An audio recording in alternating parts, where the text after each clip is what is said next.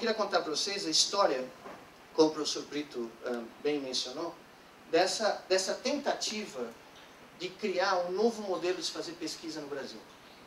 E essa tentativa está sendo edificada em colaboração não só com cientistas brasileiros que vivem no Brasil, mas cientistas brasileiros que ao longo das últimas 2 décadas, como eu, foram embora do Brasil para tentar construir suas carreiras, dadas as dificuldades evidentes que existiam aqui, e que, de repente, decidiram que era necessário trazer algo de volta ao Brasil.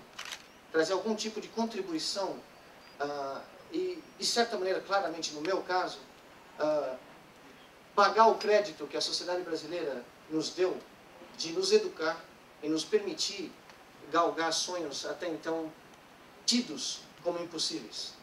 Na realidade, o que eu vou mostrar a vocês então, primeiro, é como essa ideia surgiu e como ela está sendo implementada e como ela está sendo, nesse instante, inaugurada. Literalmente, hoje eu saí de Natal de madrugada, depois de participar da primeira aula do curso de Educação Científica Infanto-Juvenil do nosso Centro de Educação Infantil em Natal. São as primeiras 300 crianças da rede pública de Natal que começaram a ter um curso de ciências paralelo ao curso escolar. E dali a gente pode medir qual vai ser o efeito de colocar essas crianças num ambiente onde elas vão ser servidas, onde a sua imaginação, a sua criatividade e os seus sonhos vão ser servidos por profissionais cuja formação e o treinamento é permitir que essas crianças galguem a sua imaginação. O nome original era Instituto Internacional de Neurociências de Natal, porque desde o nascimento a ideia era fazer desse de um nodo conectado com a neurociência mundial. Um nodo que não só tivesse o apoio da comunidade científica brasileira, mas também da comunidade científica internacional. E essa iniciativa foi acolhida pela Fundação Safra, e por isso o nome atual, o nome deste momento, é o Instituto Internacional de Neurociências de Natal, Edmond Lilly Safra. A ideia é essa, é criar um modelo onde a ciência é o agente catalisador de transformação educacional, social e econômica. Ela é uma entidade privada que visa não onerar o poder público. Ela visa arrecadar por suas ações, por seus projetos e por seus serviços, fundos no mercado internacional de ciência para trazer para o Brasil e poder investir aqui na formação dos seus cientistas, na produção da sua ciência e na formação e transformação social que ela quer criar. Então, essa organização da sociedade civil de interesse público, como o CIP, chama-se Associação Alberto Santos Dumont para Apoio à Pesquisa, em homenagem ao maior cientista que o Brasil jamais teve. Quando eu decidi pôr isso em prática, eu senti que a única chance disso ter um impacto verdadeiro e definitivo e estratégico para o país seria levar essa experiência para um lugar onde ninguém queria ir. O centro, o coração do Instituto, evidentemente, é um centro de pesquisas em neurociência. Então, aqui dentro, nós temos o centro de pesquisa, projetado para 25 laboratórios de ponta em neurociência. Recentemente, na sexta-feira passada, o Ministério da Educação anunciou a criação de um departamento de neurociências, o primeiro departamento de neurociências do Nordeste brasileiro, na Universidade Federal de Natal, com 12 vagas de professor titular, para serem complementadas com o esforço do Instituto, de tal maneira que nós vamos ter uma população próxima de 40 pesquisadores, 40 chefes de laboratório em Natal. Que, quando todas essas vagas estiverem preenchidas, Natal vai se transformar na capital da neurociência brasileira. Em volta desse instituto, nós já começamos a criar uma série de projetos sociais focados na criança e na mãe. Então eu vou mostrar rapidamente as imagens do nosso primeiro centro educacional científico, que abriu as portas, como eu disse, em Natal, essa semana, inicialmente para 300 crianças, parte de uma parceria entre o Ministério da Ciência e Tecnologia, do governo brasileiro, e a Fundação Safra, que hoje suporta 300 crianças, mas que nós esperamos cheguem o ano que vem a 1000. Essa é a primeira iniciativa educacional. Nós estamos acabando de construir um centro igual em Macaíba, que é uma cidade de 60 mil habitantes, uma cidade dormitório, da periferia da cidade de Natal. Nós chegamos em Macaíba e a primeira iniciativa foi a construção de um centro de saúde materno-infantil, especializado em obstetrícia e pré-natal de alto risco, e puericultura, e neuropediatria. Em volta, o último círculo é o componente do projeto que vai gerar, a longo prazo, a riqueza necessária para pagar as contas que existem aqui.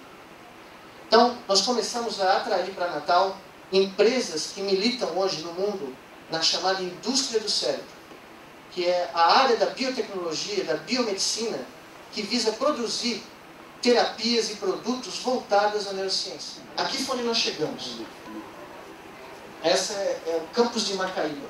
Eu gosto de dizer sempre, esse aqui é o campus de Jundiaí. É do lado da Escola Agrícola da Universidade Federal do Rio Grande do Norte. São 100 hectares de mata fechada que foi doada para a ASDAP, para constituir o seu campus do cérebro. Esse é o nosso primeiro prédio. Esse é um prédio na saída de Natal, de 2.000 metros quadrados, que abriga hoje os primeiros laboratórios do Instituto Internacional de Neurociência de Natal, Edmond Lili Safra. Esses são os laboratórios de biologia molecular, de eletrofisiologia.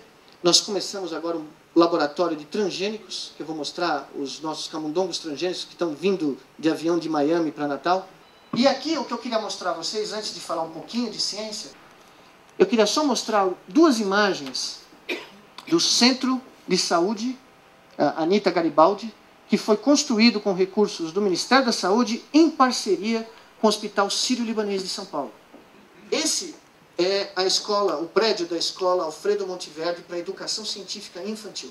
São 1.200 metros quadrados totalmente dedicados à educação científica de crianças. Tem um laboratório de robótica, um laboratório de informática, um laboratório de química, um laboratório de biologia, um laboratório de física e tem a praia também, né? Esse é o Centro de Neurofisiologia de Primatas, que nós estamos construindo do lado do Centro de Saúde Materno-Infantil. Então, esse centro tem 1.500 metros quadrados para pesquisa em neurociência em modelos de doenças neurodegenerativas como Alzheimer's, Parkinson, doenças que afetam a nós, mas que vão ser estudadas em modelos animais criados aqui. E o mais curioso de tudo é que a primeira hipótese de terapia de modelos de doença de Alzheimer, descoberta em Lausanne, onde eu tenho um laboratório na Suíça, o professor Patrick Abishar descobriu que uma das grandes moléculas para tentar dissolver as placas, os depósitos de placas da doença de Alzheimer, pelo menos em camundongo funciona, é uma molécula derivada de um composto chamado polifenol, que se encontra no vinho tinto numa concentração muito pequena. A maior concentração de polifenol no mundo, que é 300 vezes maior do que uma garrafa de vinho tinto, é no açaí. Então os nossos macacos de Alzheimer vão comer açaí para ver se o açaí dissolve placa de Alzheimer.